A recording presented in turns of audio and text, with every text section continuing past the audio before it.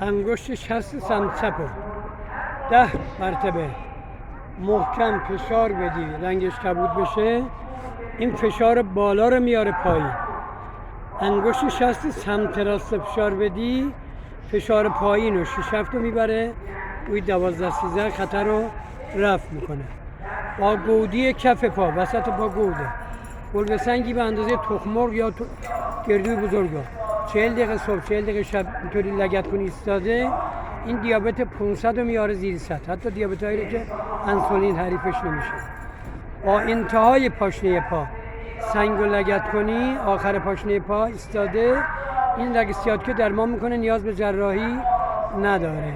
این جمله یادگاری هم داشته باشیم: آموزش علم در همه دانشگاه های دنیا قانونا ممنوعه، حتی به مدت 5 دقیقه. با این روش یهودی‌ها کنترل 8 میلیارد مسلمان و مسیحی بودایی و رحمانی سرخ در اختیار دارن و کمتر از 100 خانواده یهودی به همه حاکمه. موفق باشید.